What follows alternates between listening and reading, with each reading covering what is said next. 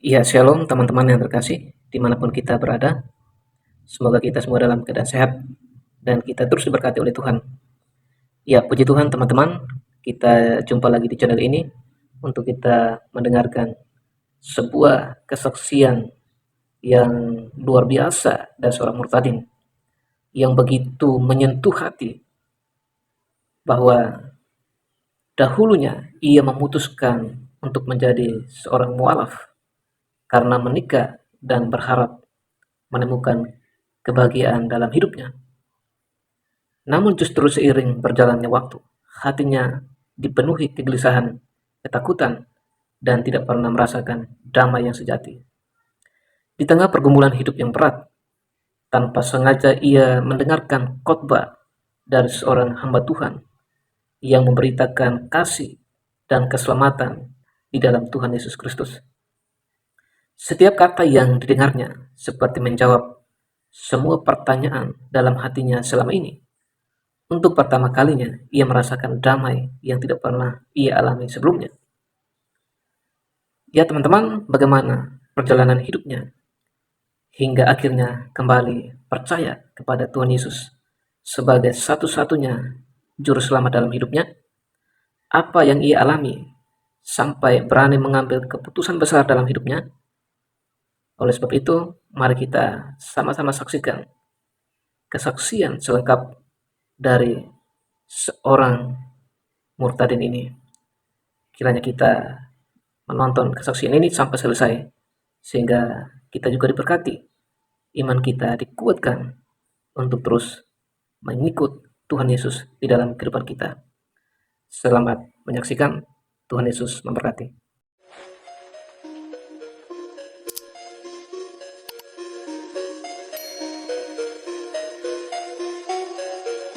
Shalom Shalom. buat saudara saya semua dimanapun berada, saudara di dalam Kristus.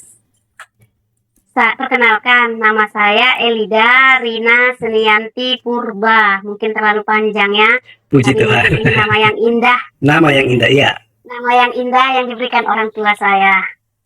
Nah, saya berasal dari Labuhan Batu, Selatan, Sumatera Utara.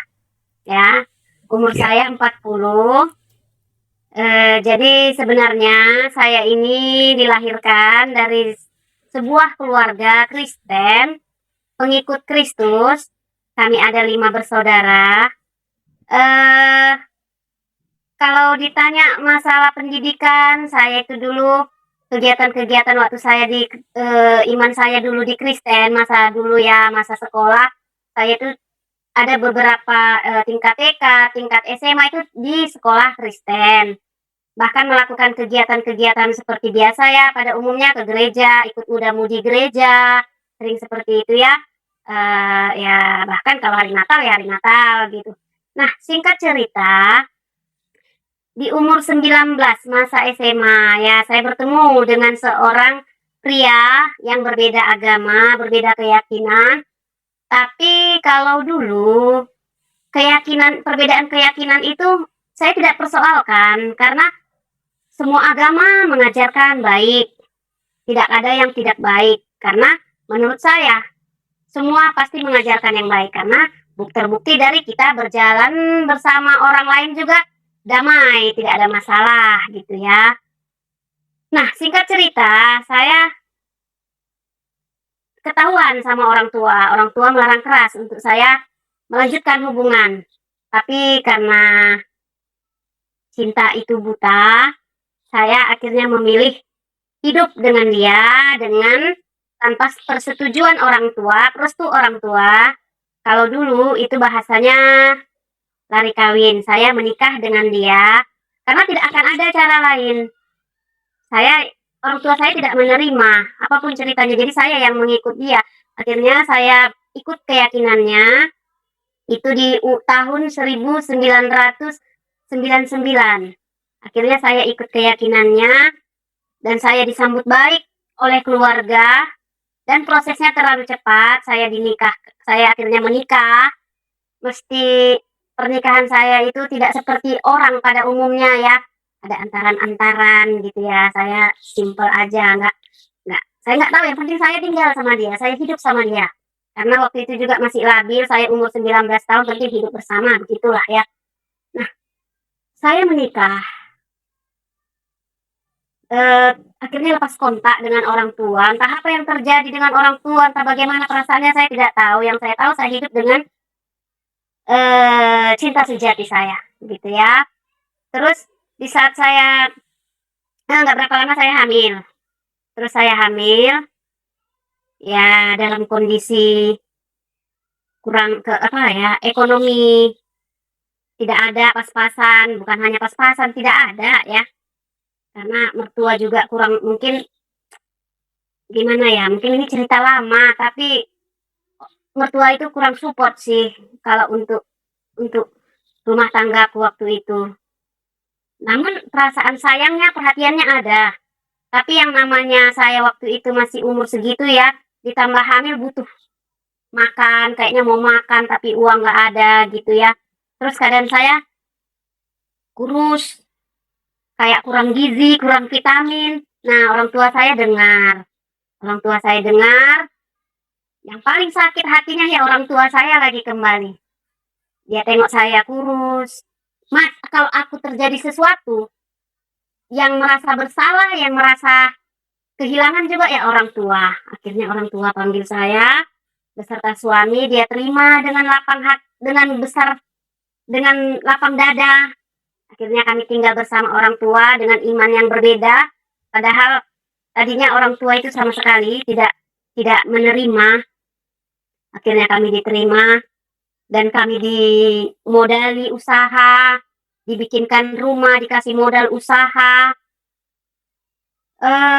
Singkat ceritanya lagi, anak saya lahir.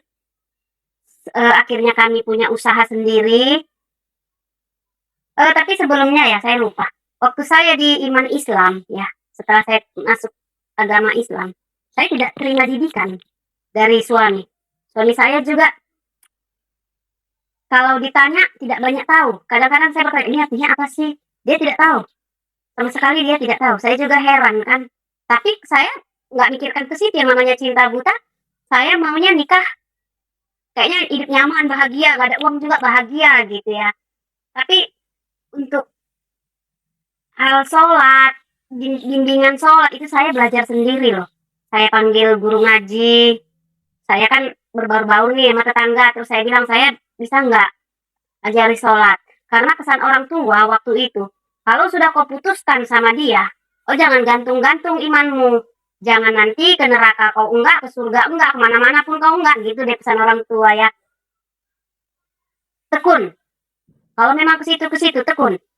Gitu. Jadi saya mencari itu karena saya ingin berdoa, ada kerinduan dalam hati untuk keluarga. Jadi kalau kita berdoa ya berdasarkan iman-iman saya yang dulu iman Kristen ya, berdoa pasti Tuhan kabulkan. Tapi saya berdoanya nggak tahu gimana caranya. Kalau saya berdoa seperti ini, kalau saya begini apa begini saja kah? Tapi saya lihat mereka itu sholat dengan bahasa-bahasa Arab gitu ya. Jadi saya harus berdoa supaya orang tua saya luluh kembali. Saya panggil guru sholat, guru ngaji, segala inilah ya. Mereka bilang saya cepat nangkap. Nah, saya belajar sendiri tanpa bimbingan dari suami, bahkan keluarga suami tidak sama sekali. Nah, waktu saya sudah kembali ke orang tua, kalau dulu itu dibilang alhamdulillah, saya diterima bahkan dimodali, bukan modal itu juga bukan kecil, dimodal secara modal besar. Akhirnya ekonomi kami bertumbuh. Ekonomi bertumbuh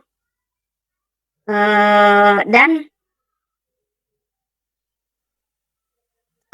suami saya lupa diri, dia mulai berteman dengan, untuk pemakaian narkoba juga dia udah memakai sabu. Itu yang paling saya sesalkan hingga hari ini, itu yang paling saya sesalkan. Bahkan ekonomi kami juga waktu itu goyang. Kami kan usaha nih, dagang, jadi untuk belanja saja susah. Saya kadang mengkaji-kaji, usaha lancar, tapi kok uang nggak bisa belanja ya, seperti itu ya suami. Akhirnya ketidakmampuan saya menjalaninya. Orang yang narkoba ini kan punya sifat yang paranoid, curigaan ya, cemburuan, alah segala macam lah untuk tingkat apalagi sabu-sabu yang menguras uang pada dasarnya ya. Jadi kadang apapun dijelaskannya ke kami, aku pribadi kurang ketenangan karena ini sudah menyangkut uang. Aku nggak mau ke masa yang lalu tidak punya uang, itu terlalu menakutkan ya. Nah, akhirnya di saat keluarganya pun mengetahui suamiku ini apa ya, narkoba, tingkat sabu, keluarganya juga tidak peduli. Itu yang saya sangat sesalkan, tidak peduli. Seolah-olah kan kamu yang pilih. Nah, seperti itu ya. Berbanding terbalik dengan keluarga saya. Aku yang pilih, tapi di saat aku menderita orang tua saya tetap bantu lagi kembali. Wah, berbanding terbalik ya. Itu sampai saat ini saya sadari dan saya sesalkan karena pada dasarnya iman Kristen itu patokannya menikah itu cukup satu kali, begitu ya. Dan saya sesalkan, tapi saya akhirnya memutuskan bercerai karena harus di saat keluarganya tidak mau mensupport aku, suami juga tidak mau untuk berubah. Di situ aku sudah kehilangan pegangan, aku harus bercerai dan aku memutuskan bercerai. Ya, aku memutuskan bercerai itu di tahun 2012, aku memutuskan bercerai dan kami akhirnya berpisah. Aku memutuskannya itu secara pribadi. Orang tuaku juga setelah ketok pengadilan baru aku memberitahukan kepada orang tuaku, meskipun orang tuaku menyayangkan tindakanku, tapi itu adalah satu keputusan yang harus kulakukan karena dia sabu-sabu sebelum semua tergerus habis karena keluarganya tidak mau tahu, begitu ya. Nah, di tahun 2012, waktu itu saya mulai kenal Facebook. Facebook dan entah dari mana asalnya ya. Di situ saya ada sering baca postingan-postingan dari Pastor Philip Mantova. Ya, saya sedikit terkagum-kagum dengan postingan-postingannya. Bahkan saya tidak tahu bahwa beliau itu seorang pastor. Ya, memang karena keluarga saya Kristen, saya tidak begitu anti ya, tidak begitu alergi begitu ya. Cuman saya suka postingannya yang bisa di saat saya dalam kondisi hidup sendiri, saya butuh butuh penguatan dari kata-kata begitu ya. Nah, saya ada beberapa kali baca postingan Pastor Philip Mantova, tapi saya hanya sekedar membaca, ya itu tapi selintas, saya nggak memikirkan apapun mengenai Pastor Philip ini ya, dan mengenai apa rancangan Tuhan saya tidak tahu. Nah, kemudian saya kembali ke orang tua, ikut orang tua, karena udah hidup sendiri, orang tua memilih, udah ikut orang tua saja. Dan saya di tahun berapa ya, memilih ada kira-kira 2 tahun setelah hidup sendiri, saya menikah kembali dengan seorang pria beranak 2. Dan pria ini puji Tuhan baik, tapi agama masih agama Islam. Walaupun saya sudah bercerai waktu itu, saya tidak mau meninggalkan agama saya. Saya tetap merasa iman saya iman Islam. Saya Islam. Islam itu agama yang damai. Itu menurut saya waktu itu ya. Islam itu indah. Ya, itu menurut saya waktu itu. Nah, saya menikah dengan seorang pria. Puji Tuhan, pria ini baik dan kami diterima di keluargaku. Akhirnya orang tuaku tidak memikirkan lagi agama ini, kamu harus agama ini, kamu cari pasangan begini, tidak memikirkan lagi yang terbaik untukku. Begitulah niat orang tua ini ya. Nah, di saat aku sudah menikah dengan suami, ya aku udah mulai lagi hidup hidup berumah tangga, harus memikirkan diriku kembali. Nah,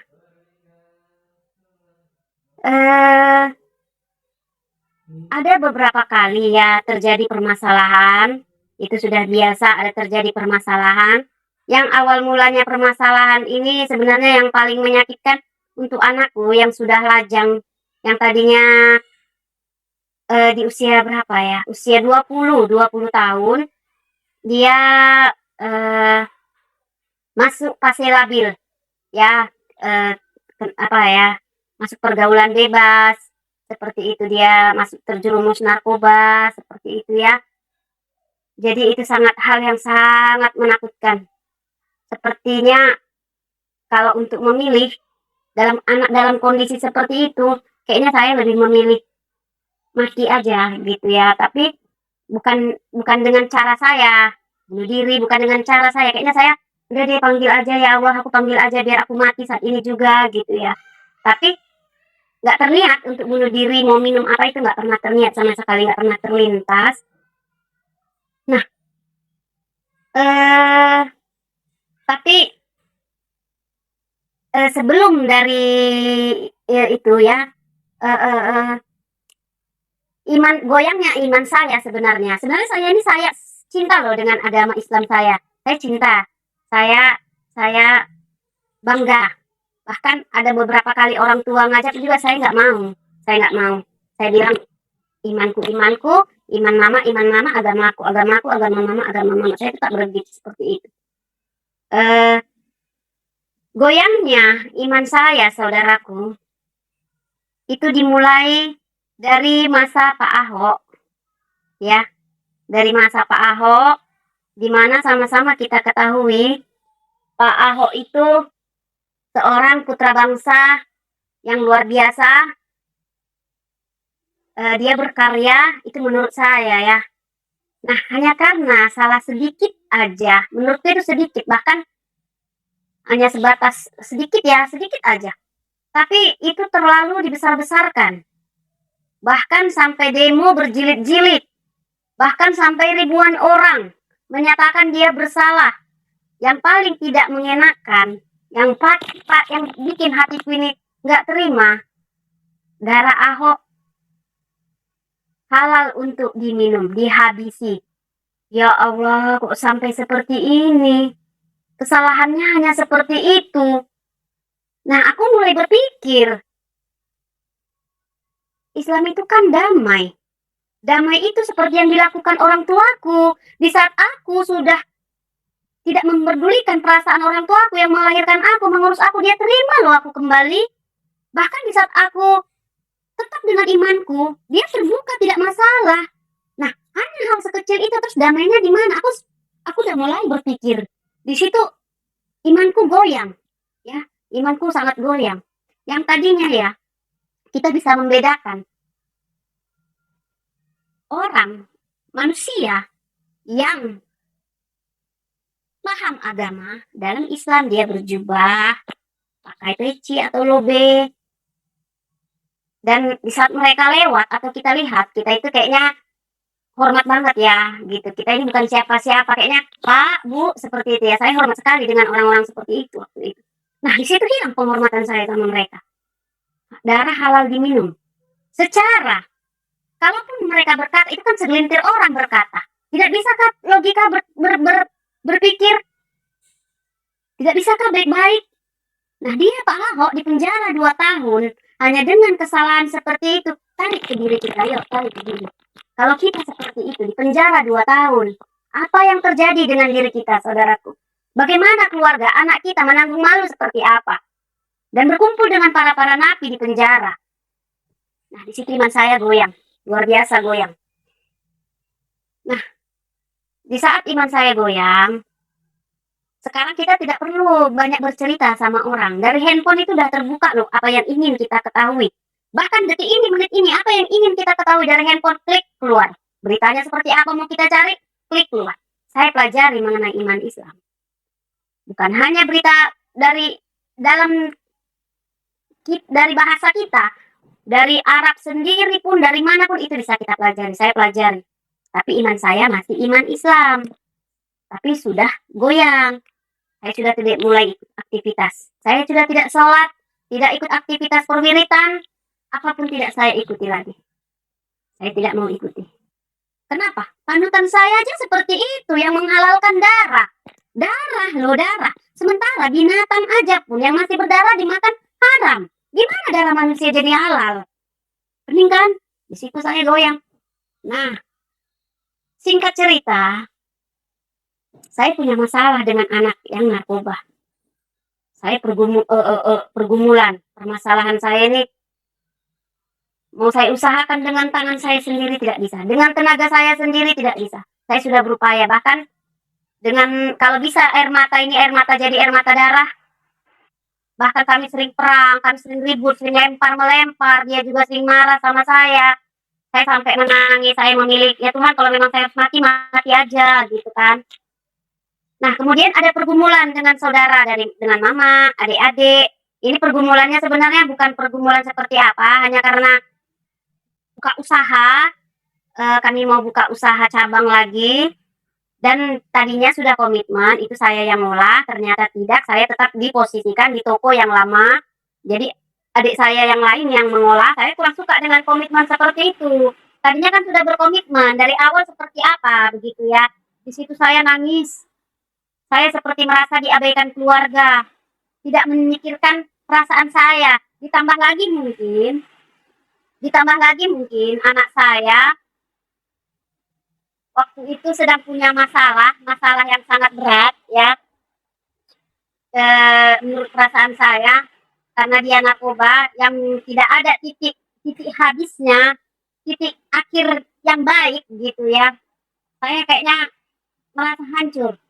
Saya bertemu dengan siapa-siapa malas, yang ada kebencian dengan keluarga. Anak lihat siapapun saya malu tapi nggak suka, seperti itulah ya. Saya akhirnya mengurung diri selama 3 bulan. 3 bulan itu saya mengurung diri, dan di bulan 8, tepatnya itu di bulan 8 Agustus, Pastor Philip Mantova saat teduh, di situ temanya bahagia keluarga Kristen. Dalam kesedihan saya ya saudaraku, dalam kesedihan saya, ternyata saya tertarik dengan bahagia keluarga Kristen. Padahal tadi saya sudah membenci dengan keluarga saya pun yang tidak gini. Di saat mereka tahu aku punya masalah sama anak, mereka lagi tidak mau melepaskan komitmen bahwa saya tidak mengurus usaha itu, seperti itu ya. Nah, akhirnya saya saya tertarik mendengarkan acara ini. Saya tertarik, terus di situ Pastor Philip Mantova berkata,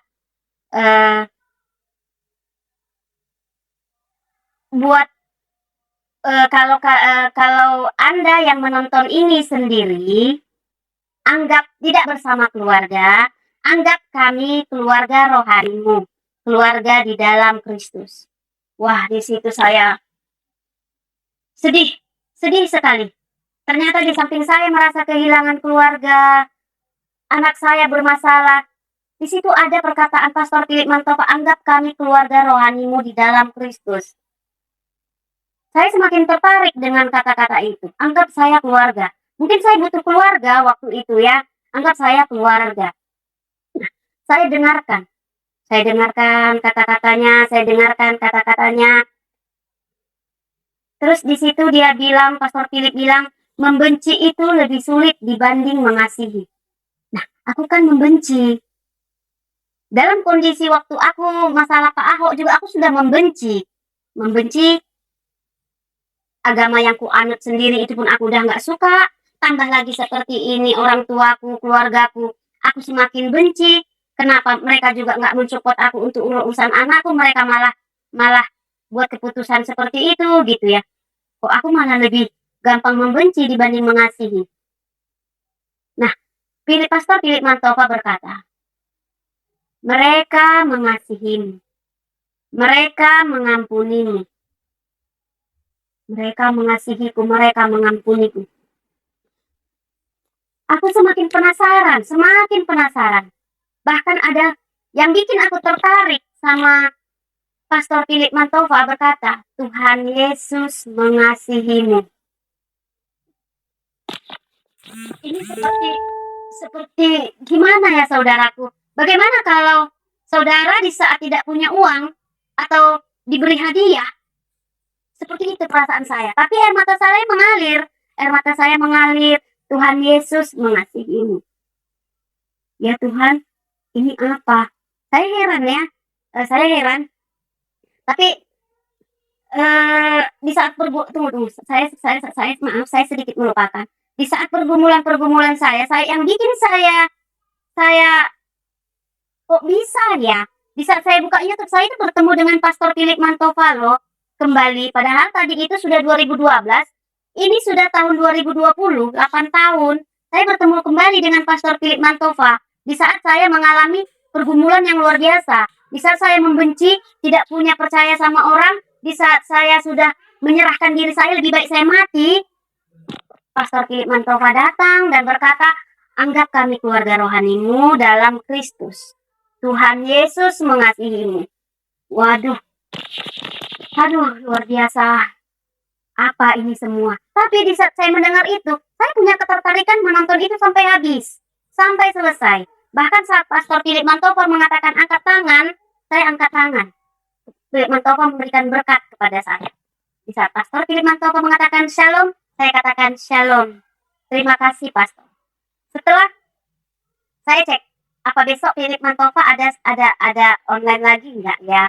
Saya cek lagi ada, tapi setengah jam. Besoknya saya cek lagi ada, tapi setengah jam. Nah, hari Sabtu seperti itu juga saya tunggu. Saya begitu senang di saat tengah hari itu sudah keluar iklannya bahwa sebentar sore nanti Pastor Philip Mantova akan saat teduh.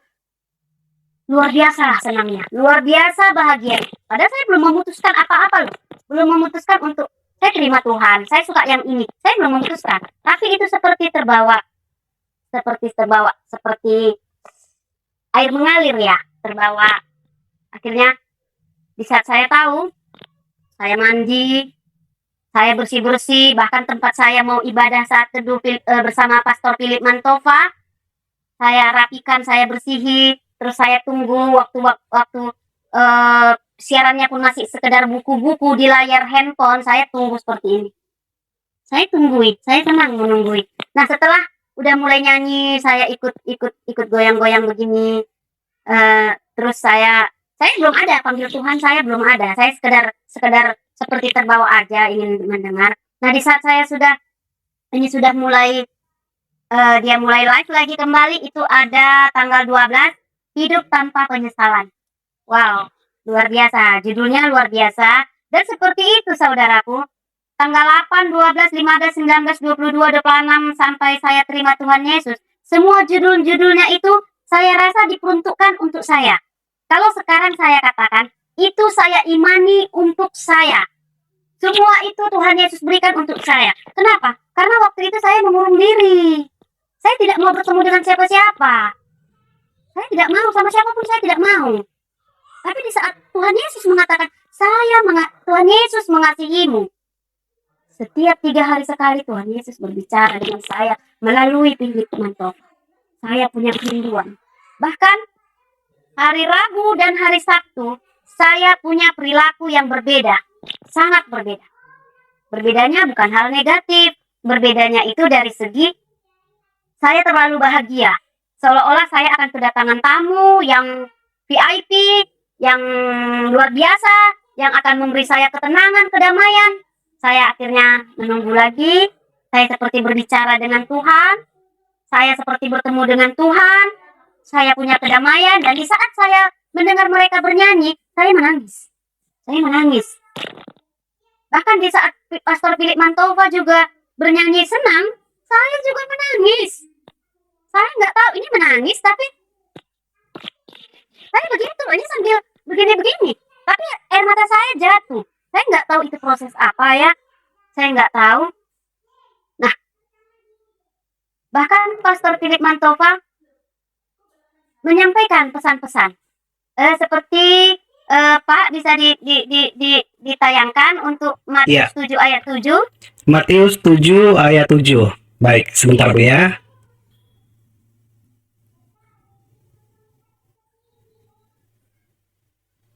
Matius 7 ayat 7. Iya.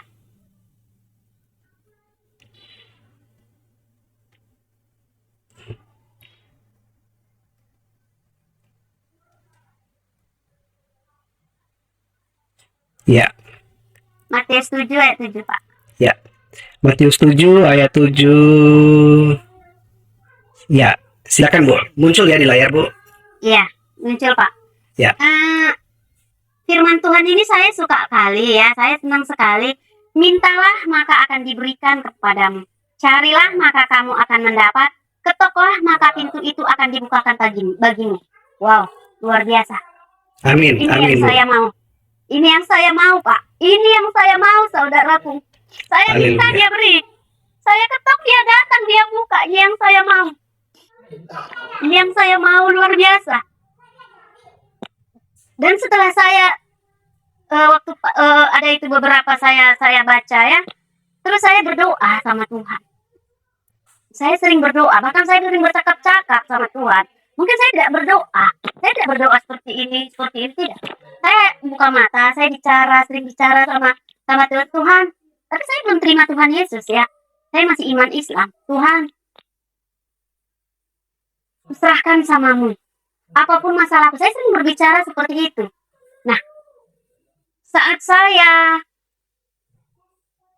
di bulan 9 tanggal 12 ibadah Pastor Philip Mantova, Jalan Sempit Menuju Glory. Di situ saya dengarkan dan saya akhirnya memutuskan dalam hati, walaupun belum saya ucapkan, memutuskan dalam hati, ya aku mau menuju jalan glory. Jalan sempit menuju glory. Jalan lebar, api jiwamu. Saya mau memilih jalan sempit. Nah, tepat tanggal 15 September 2020, pas tanggal lahir saya, di situ saya terima Tuhan Yesus dan mengucapkan, Tuhan Yesus yang baik, aku menerimamu sebagai Tuhan dan Juru Selamatku dan aku mau mengikutimu. Tepat tanggal 15 di hari ulang tahun saya terima Tuhan Yesus. Saya nggak tahu. Itu semua proses apa saya nggak tahu. Keluargaku tidak ada tahu, suamiku pun tidak, suamiku apalagi, anak-anakku juga tidak ada yang tahu. Semua tidak ada yang tahu. Saya tidak seperti orang lain mengalami pertemuan pribadi dengan Tuhan, bertemu, bermimpi, diberi mukjizat. Saya tidak. Saya seperti bertemu dengan Tuhan itu dari hati ke hati. Bahkan di saat saya terima Tuhan Yesus itu, air mata saya banjirnya luar biasa. Saya seperti menemukan kehangatan, tapi hati bahagia, hati senang, luar biasa bahagia. Nah, di saat saya sudah terima Tuhan Yesus, apapun masalah, saya, walaupun itu masalah anak, masalah keluarga, saya mulai membuka diri. Karena firman Tuhan itu mengajarkan kasih, mengampuni, memaafkan, memberi. Saya seperti meresponi semuanya. Setiap ada firman mengatakan seperti ini, saya responi. Setiap ada begini, saya responi. Saya mulai membuka diri, saya bertemu dengan keluarga. Bahkan keluarga aku sendiri pun merasa aku sudah seperti orang lain. Seperti tidak saya sudah terlihat ramah meskipun ada masalah saya. Pagi. Saya seperti itu, saya enggak. Udah seperti tidak ada masalah. Bahkan untuk anak saya sendiri, dia sempat pergi itu berhari-hari ya. Tidak di rumah. Nah, saat saya menunggu, ini seperti tergerak bahwa hari ini anakku pulang. Itu seperti tergerak. Saya bilang sama Tuhan Yesus, Tuhan, seperti Kau mengasihiku, aku akan mengasihi anakku. Seperti Kau menjagaku, aku akan menjaga anakku. Aku tidak minta apa-apa dari Tuhan. Aku nggak bilang, Tuhan, selamatkan anakku, selamatkan dari narkoba. Aku tidak bilang gitu. Kasih Tuhan itu sangat luar biasa. Tidak bisa ditukar dengan apapun. Kasihnya itu sangat luar biasa. Jadi aku mau, di saat Tuhan pun mengasihiku, aku pun harus mengasihi orang lain. Menyayangi orang lain, itu yang ku tahu. Nah, tiba-tiba benar sekali saudaraku, anakku pulang, saya tidak marah. Udah pulang bang, saya tinggal bertanya seperti itu. Iya mak, ya udah bisa kita bicara. Setelah itu, semua perubahan terjadi. Meskipun ada sering aku masih bersungut-sungut, tapi Pastor Philip Mantova dalam ibadahnya tetap berkata, Tuhan tahu isi hati. Tuhan tahu apa yang dipikiranmu. Jangan khawatir. Serahkan sama Tuhan. Tugasmu hanya memuji, memuliakan, menyembah, dan berdoa. Mintalah. maka akan diberi. Saya tidak punya khawatir lagi. Tuhan berjanji, Tuhan tidak pernah berjanji langit akan terang, langit akan cerah terus. Tuhan tidak pernah berjanji. Tapi Dia tinggalkan damai sukacita yang membuat saya tenang dalam menghadapi masalah. Bahkan di saat saya sudah terima Tuhan Yesus, emosi saya sudah tidak ada, saya tidak emosian lagi. Saya mempertimbangkan masalah itu, pertimbangan. Saya tidak mau langsung marah, banting, tidak. Semua sudah berubah. Bahkan saya merasa, apa yang kumiliki, ini semua adalah berkat dari Tuhan. Padahal saya baru terima Tuhan Yesus itu baru saja. Tapi saya rasa ini semua berkat dari Tuhan. Dan saya merasa Tuhan sering merangkul saya. Sering hadir. Saya juga nggak tahu ya. Yang pasti di saat saya menyanyi sambil masak juga, saya sering nangis sambil menyanyi. Bahkan dalam keseharian saya nggak bisa melakukan aktivitas apapun kalau tidak dengar lagu rohani. Saya harus dengar lagu rohani, bahkan sampai tidur pun saya harus dengar lagu rohani. Meskipun awalnya itu pakai handsfree. Pernah satu waktu saya dengar Pastor Philip Mantopa, suami saya pulang, Pastor Philip Mantopa berkata apa? Masuklah ke kamar, berbicaralah dengan Tuhan tanpa memikirkan siapapun di sekitarmu. Nah, saya masuk, saya lakukan seperti apa yang dikatakan Pastor Philip Mantopa. Saya waktu itu menurut sekali loh dengan Pastor Philip Mantopa. Semua saya responi. Suami saya pulang, saya lompat, saya matikan, saya lompat, saya ketakutan. Itu waktu itu ya. Tapi setelah saya sudah terima Tuhan Yesus, selang berapa lama saya akhirnya mengakui, meskipun dia sangat kecewa, tapi saya bilang, seandainya saya juga ikut agama ayah, dan saya sudah mempercayai Tuhan Yesus, saya masuk neraka. Kalaupun saya akhirnya masuk neraka seperti iman ayah, biarlah aku masuk neraka seperti imanku yang sekarang. Makanya akhirnya dia terima, meskipun sangat kecewa ya, tapi itu sudah pilihan dan tidak bisa diganggu-gugat. Kenapa?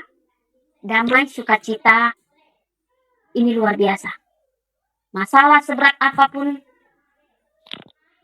pikiran jernih, kata-kata yang sopan, itu saya lakukan. Saya nggak tahu kenapa. Saya nggak tahu. Waktu itu saya nggak tahu. Yang saya bikin saya terheran-heran terus. Terheran-heran. Bahkan setiap hari saya menerima hidup saya dirubahkan. Pikiran saya dirubahkan. Cara berpikir saya dirubahkan. Waktu itu saya seperti itu ya.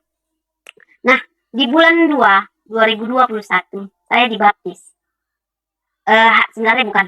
Bulan 12, hari Natal, keluarga saya udah mulai tahu. Mereka sudah ajak saya ke gereja. Ayo ikut ke gereja kalau kamu mau ikut. Mengapa mereka tahu? Saya sering ibadah. Jam 5 pagi saya ibadah.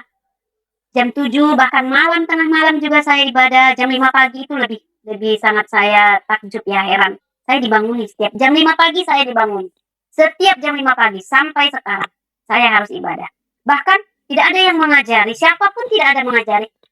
Mungkin karena berdasarkan dari khotbah dari Philip Mantopa ya. Jam berapapun saya rasa saya tergerak untuk memuji memuliakan Tuhan, saya harus taat. Nah itu saya responi terus.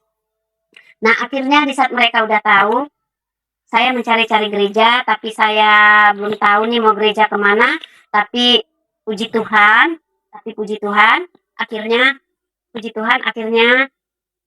adik saya membawakan saya pertama kali ke gereja, itu di gereja GBI Kota Pinang. Pertama kali saya memijakkan gereja, ya, masuk ke dalam gereja, saya begini, Tuhan Yesus, aku sampai ke rumah-Mu. 22 tahun Tuhan, akhirnya aku datang lagi dengan senang hati.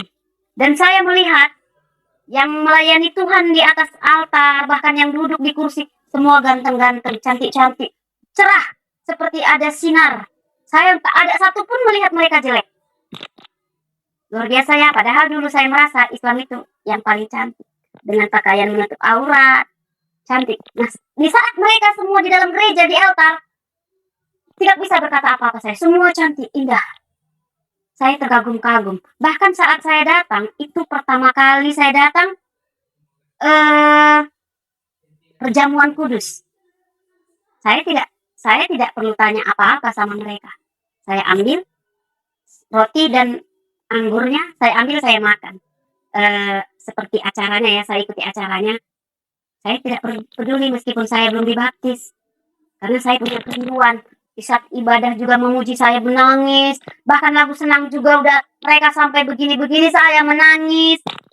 Saya seperti, bahkan kalau saya tidak malu ya, saya ingin bersujud sebenarnya. Tapi saya takut terlalu aneh mereka rasa. Baru aja terima Tuhan. Saya takut seperti itu, tapi saya ingin bersujud sebenarnya. Nah, singkat ceritanya lagi, di saat anak saya mengalami masalah yang lebih berat, akhirnya ada titik temu yang seperti di, diarahkan ya, mungkin dari Roh Kudus. Saya juga nggak tahu waktu itu.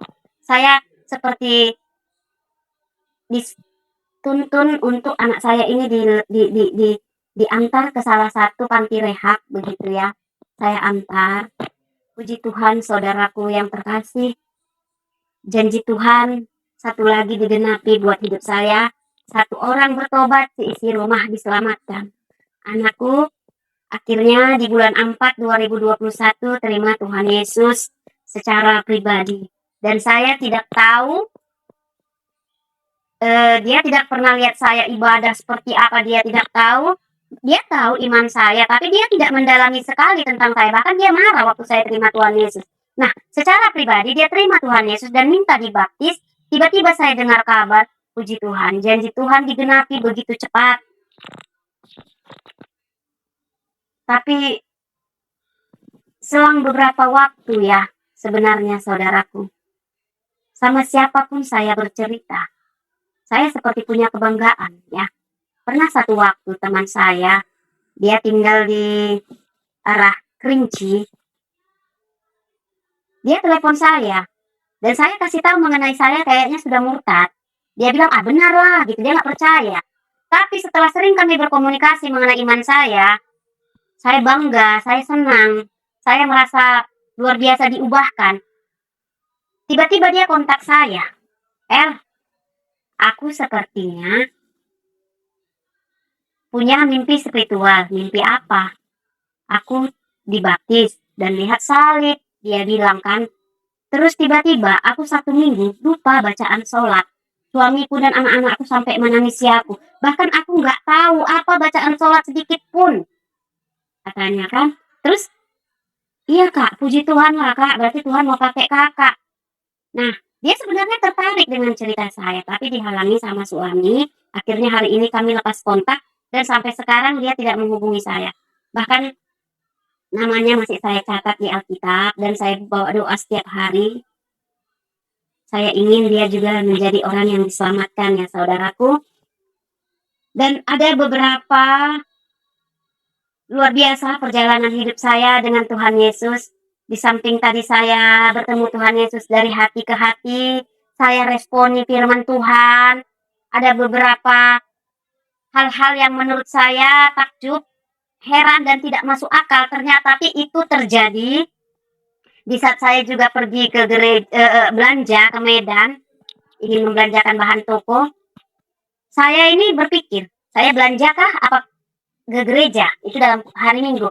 Belanja ke gereja, tapi tidak punya jawaban. Nah, di saat saya mau pesan Gojek untuk ke pusat pasar, di urutan tujuan utama itu keluar GBI. Padahal saya belum pernah seperti itu ya. GBI. Wow, Tuhan Yesus masih menyertai saya. Dia masih menjawab apa yang di pikiran saya. Pastor Philip Mantova benar. Dia tahu hati. Dia tahu apa yang di pikiran. Cari, ketuklah, mintalah. Dia sediakan ternyata semua. Dan itu saya rasakan tapi tidak wujud nyata ya. Artinya saya tidak bertemu dengan Tuhan seperti itu, tidak. Tapi saya rasakan. Saya menangis. Tapi saya waktu itu tidak memilih ke gereja. Saya lebih memilih berbelanja. Nah, 2 hari kemudian Pastor Philip Mantova ibadah online juga lagi kembali. Tetap setia. Wow, tetap pesan itu untuk saya, tetap setia. Saya seperti tertampar-tampar lagi. Ya ampun, Tuhan Yesus yang baik. kau tetap berbicara melalui Pastor Philip Mantopa. Saya terkagum-kagum. Dan satu lagi saudaraku, yang membuat saya tobat itu tergantung kita ya. Dari handphone ini kita mau gunakan seperti apa. Handphone ini yang membawa perjumpaan saya dengan Tuhan Yesus. Dan dia pakai Pastor Philip Mantopa untuk menobatkan saya. Bahkan di saat saya sakit, ini juga pengalaman saya yang sangat luar biasa. Saya sakit, saya dengan memperkatakan dalam nama Tuhan Yesus 2 kali, kanan dan kiri seperti ini ya, pertama, dan ini sembuh, kedua, akhirnya sembuh. Saya kagum, Tuhan, dalam namamu saja ada kesembuhan. Saya kagum, ya, sangat kagum. Nah, kedua kali, telinga saya sakit, mungkin sering pakai handsfree ya. Telinga saya sakit, menurut mereka sering pakai handsfree pula, karena saya nggak tahan, saya harus dengarkan lagu rohani setiap hari. Nah, saya sakit, terus waktu itu hari Sabtu. Karena dokter THT tutup, saya memutuskan hari Senin ke dokter. Tapi karena Pendeta Hairul Anwar mau berkunjung ke gereja kami, saya berpikir begini, saya akan serahkan kesembuhan telinga saya dipulihkan oleh Pendeta Hairul Anwar. Saya pikir seperti itu. Itu hari Kamis. Sakit telinga saya hari Sabtu. Nah, saya sudah memperkatakan dalam nama Tuhan Yesus, tidak sembuh, tidak sembuh. Sampai berapa hari tidak sembuh. Nah, di hari Kamis, saya ini udah semangat nih mau pergi kan, saya bersiap-siap, saya mandi.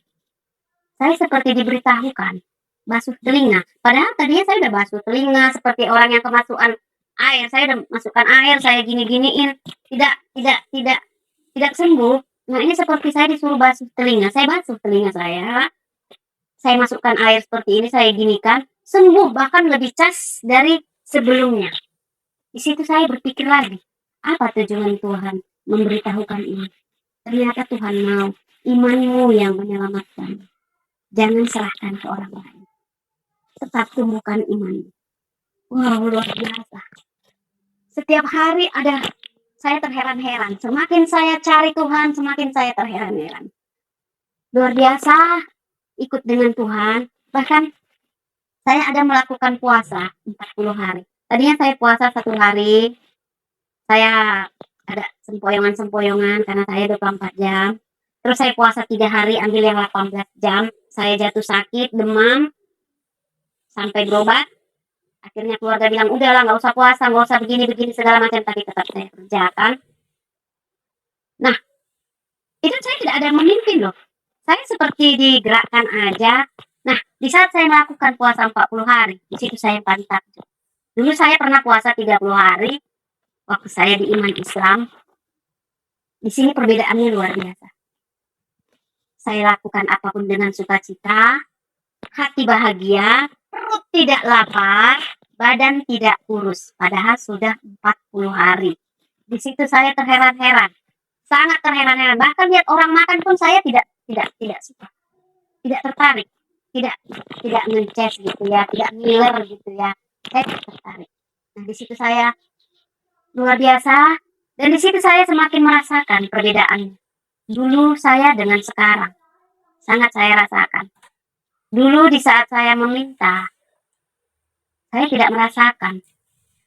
Bahkan seperti saya itu menunggu saja ya.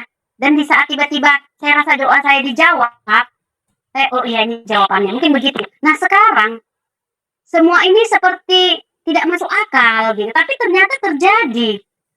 Bahkan saya merasakan kehadiran Tuhan. Mintalah, ketuklah, itu terjadi. Terjadi. Di sini saya puji Tuhan. Kau Tuhan. Kau Tuhan yang ajaib. Kau Tuhan yang dahsyat. Jadi saya percaya di saat saya mendengar khotbah dari Pastor Philip Mantopa, di situ pertemuan saya dengan Tuhan hati ke hati. Padahal saya tidak cari, tapi Tuhan yang mencari saya. Dan itu benar firman-Nya kan, bahwa saya ini domba yang hilang. Dia tinggalkan 99 dombanya untuk mencari saya. Luar biasa. Dia istimewakan saya.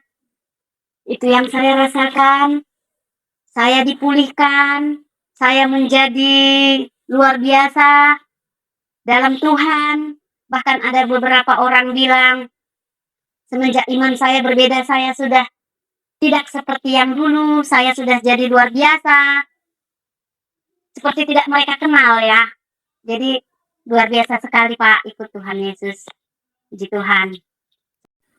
Ya, puji Tuhan. Luar biasa ya, kesaksian yang sangat memberkati kita.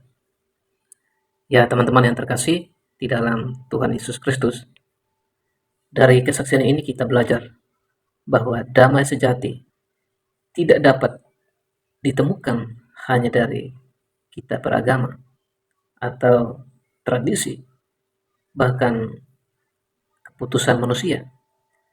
Tetapi damai yang sesungguhnya hanya ada di dalam Tuhan Yesus Kristus, Sang Juru Selamat yang hidup. Perjalanan hidup narasumber kita hari ini tidak mudah.